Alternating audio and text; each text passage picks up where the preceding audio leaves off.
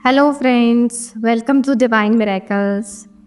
चलिए हम अपनी किताब ईश्वर के साथ बातचीत में आगे बढ़ते हैं। लेखक पूछते हैं, लेकिन लोग ऐसा करते क्यों हैं? ईश्वर कहते हैं, सभी इंसान जो कुछ भी काम करते हैं उसके पीछे गहराई में दो ही भावनाएं रहा करती है, भय या फिर प्रेम। सच तो यह है कि आत्मा की भाषा में ये दो ही शब्द, ये दो ही भावनाएं होती हैं। ये वे दो विपरीत ध्रुवीय छोर हैं जो मैंने तब रचे थे जब यह ब्रह्मांड बनाया गया था और तुम्हारी दुनिया बनाई थी, जैसे कि आज तुम इसे जानते हो। ये वो दो बिंदु हैं, सबसे अधिक महत्वपूर्ण दो बिंदु, जो कि उस जीवन चक्र को चला रहे हैं जिसे तुम संबंध कहते हो। इन दो बिंदुओं के बिना किसी भी बारे में, इन दो धारणाओं के बिना किसी अन्य विचार का वजूद हो ही नहीं सकता। हर मानवीय विचार और हर मानवीय कार्यकल्प या तो प्रेम पर आधारित हुआ करता है या भय पर। इसके अलावा कोई और अन्य मानवीय प्रेरणा होती ही नहीं है। इन दो के अलावा अन्य सभी विचार और कुछ भी नहीं, बल्कि केवल इन दोनों की ही उपज हुआ करते हैं।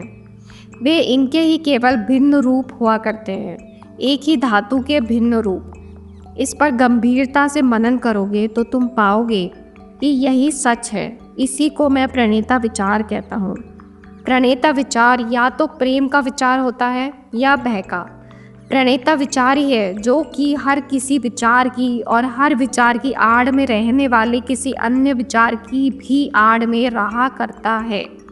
सर्वप्रथम आने वाला विचार यही होता है, यही प्रधान बल होता है, यही वह वास्तविक ऊर्जा होता है जो कि मानव अनुभूति की मशीनरी को चलाया करता है। और इसी के चलते मानव व्यवहार एक के बाद एक अनुभूति पैदा करता जाता है। यही कारण है कि मानव प्रेम करता है, फिर नष्ट करता है, फिर पुनः प्रेम करता है। यह भावना से, एक भावना से दूसरी भावना के बीच वह झूला झूलता रहता है। प्रेम ही भय को प्रवक्त करता है, भय फिर प्रेम को प्रवक्त करता है और पुनः प्रेम भय को। और इसी कारण पहले वाले झूठ में ही पाया जा सकता है। वह झूठ जिसे तुम सत्य की तरह पकड़े बैठे हो कि ईश्वर का भरोसा नहीं किया जा सकता, कि ईश्वर के प्रेम के भरोसे नहीं रहा जा सकता है, कि ईश्वर तुम्हें सशर्त स्वीकार करता है, कि अंतिम परिणाम तो इसलिए संशय में रहता है क्योंकि अगर तुम ईश्वर के प्रेम पर निर्भर नहीं हो सकते तो फिर किसके प्रेम पर निर्भर करोगे?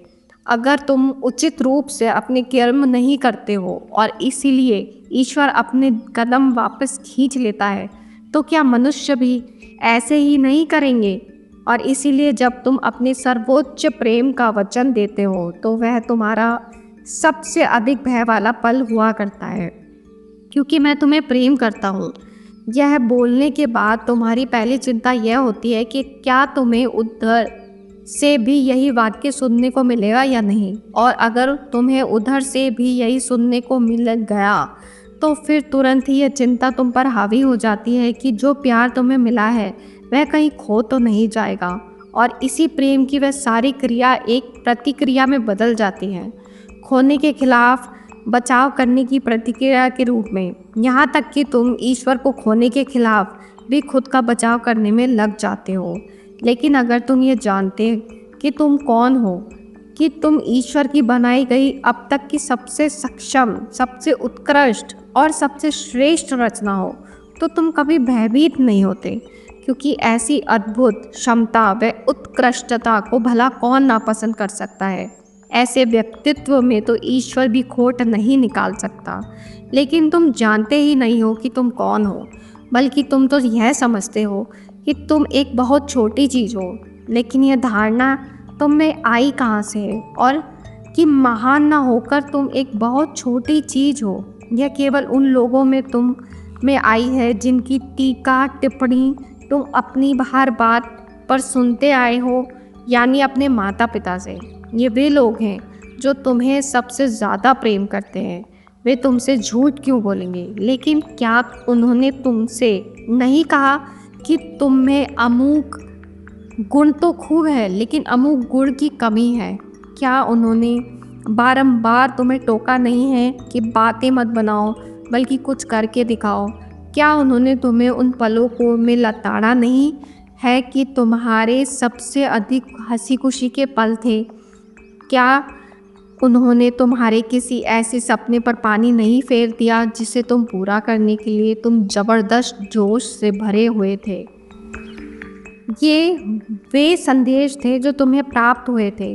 भले ही ये संदेश तुम्हें ईश्वर से प्राप्त संदेश प्रतीत न हुए हों, लेकिन ये थे तो वही, क्योंकि तुम्हें ये उन लोगों से प्राप्त हुए थे जिन्हें तुम्हारी दुनिया में तो ईश्वर ही माना जाता है। ये तुम्हारे माता पिता ही थे जिन्होंने तुम्हें ये सिखाया कि प्रेम सशर्त होता है, और उनका ऐसा प्रेम तुमने कई बार अनुभूत भी किया होगा। और उसी अनुभूति को तुम अपने खुद के प्रेम संबंधों में भी लागू करने लगे हो। यही अनुभूति लेकर तुम मेरे पास आते हो। इसी अनुभूति के आधार पर तुम मेरे बारे में निष्कर्ष निकाला करते हो। इसी आधार पर तुम अपना सत्य बोला करते हो। इसलिए तुम कहा करते हो ईश्वर बड़ा दयालु है, लेकिन अगर तुम उसकी आज्ञा को नहीं मानोगे वह तुम्हें सजा देगा, तुम्हें स्वर्ग से निकाल देगा, तुम्हें नरक में डाल देगा।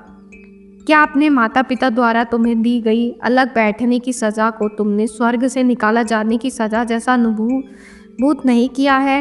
उनके द्वारा तुम्हें डांटने, फटकारने या पीटने की सज़ा को क्या तुमने नरक की पीड़ा की तरह ही नहीं लिया है? तो फिर तुम उसे मुझसे भिन्न कैसे मान सकते हो?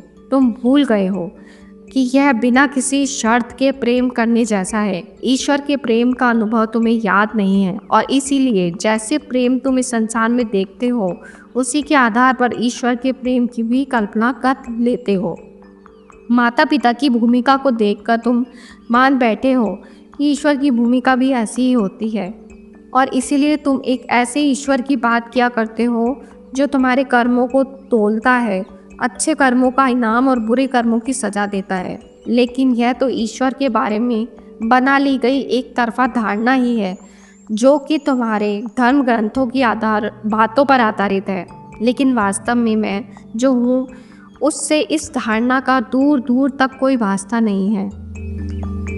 इस प्रकार ईश्वर के बारे में आध्यात्मिक सत्य पर आधारित होने के बजाय तुम लोगों ने अपने ही अनुभव के आधार पर निर्मित धारणाओं के इस पूरे ढांचे को खड़ा कर दिया है, और इसी के अनुसार तुम लोग प्रेम के चारों तरफ अपने ही सच को रच लिया करते हो।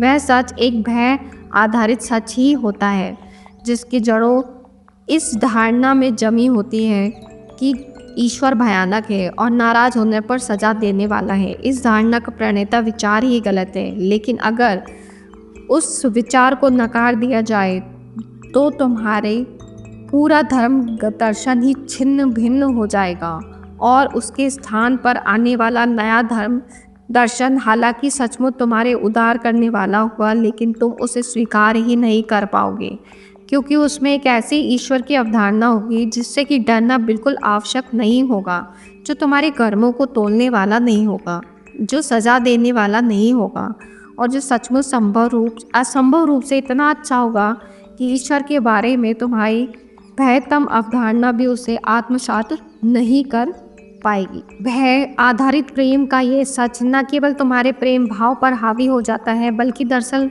उसे रचता है। इसलिए न केवल तुम्हें लगता है कि तुम जो प्रेम पा रहे हो वह सशर्त बल्कि तुम यह भी देखते हो कि तुम जो प्रेम दे रहे हो वह भी सशर्त ही है। और भले ही तुम प्रेम को नकारना व स्वीकारना करते रहो और अपनी शर्त बदलते रहो, लेकिन अपने भीतर कहीं ना कहीं तुम ये सचमुच महसूस तो करते हो ही हो कि जो तुम कर रहे हो वह वास्तव में प्रेम नहीं है। लेकिन फिर भी जिस ढंग से तुम प्रेम कर रहे हो उस ढंग को बदल पाने में तुम खुद को असमर्थ पाते हो। तुम खुद से कहते रहते हो कि तुमने कठिनाई में जीना सीख लिया है, और यह भी अगर तुमने स्वयं को फिर से सुमेध बना लिया तो तुम तबाह हो जाओगे। लेकिन सच तो यह है कि अगर तुमने वैसा नहीं किया तब तुम तबाह अवश्य हो जाओगे। प्रेम के बारे में अपने गलत विचारों के चलते विशुद्ध प्रेम को कभी भी अनुभूत न कर पाने के कारण तुम खुद को तबाह ही तो कर रहे हो।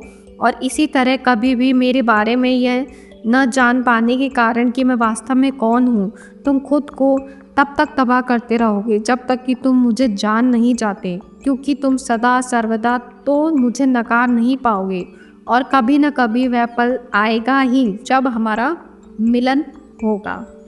मनुष्य जो भी कार्य करता है उसका आधार या तो प्रेम होता है या भय, न कि केवल यह बात कि वह संबंध निभा रहा है। व्यापार, उद्योग, राजनीति, धर्म, तुम्हारे बच्चों की शिक्षा, तुम्हारे देश का सामाजिक कार्यक्रम, तुम्हारे समाज के आर्थिक लक्ष्य और युद्ध, शांति, आक्रमण, रक्षा, आक्रामकता, आत्मसमर्पण में से किसी को चुनना, लोभ लिप्सा में निमग्न होने का या दानशीलता अपनाने का निर्णय लेना, स्वार्थ परता बरतने वाला या बहुजन हिताय बहुजन सुखाय वाला निर्णय लेना, ऐसा हर एक स्वतंत्र चयन जो तुम कभी भी करते हो वह केवल दो ही संभव विचारों में से किसी एक पर आधारित रहता है, और वह है प्रेम का विचार और भय का विचार। भय वह ताकत है जो संकुचित करती है, दरवाजे बंद करती है, कमी लाती है, पलायन करती है, छुपाव करती है, नुकसान पहुंचाती है। प्रेम वह शक्ति है जो विस्तार करती है, दरवाजे खोलती है, वृद्धि लाती है, स्थिरता लाती है, प्रकट करती है, साझा करती है, लाभ पहुंचाती है। भय हमें छुपाने में फिराक रहता है, प्रेम हमें खुले को खड़ा होने देता है। भय हमें हमारे पास जो कुछ है उससे चिपके रहने और उसे कसकर पकड़ के रहने को कहता है। प्रेम हमें हमारे पास जो कुछ है उसे दे देने को कहता है। भय कब्जा करने में लगा रहता है, प्रेम दुलार करने में लगा रहता है। भय चुंगल में रखता है, प्रेम मुक्त रखता है। भय कसक देता है, प्रेम सुकून देता है। भय आक्रमण करता है, प्रेम सुधार करता है। मनुष्य का हर विचार, हर शब्द व हर कार्य इन दो में से ही किसी एक भावना पर आधारित रहता है। तुम्हारे पास कोई और चुनाव है ही नहीं, क्योंकि इसके अलावा कुछ है ही नहीं जिसमें से तुम चुन सको। लेकिन तुम्हारे पास ये स्वतंत्रता अवश्य रहती है कि इनमें से तुम कुछ भी चुनो। धन्यवाद दोस्तों, आज के लिए इतना ही।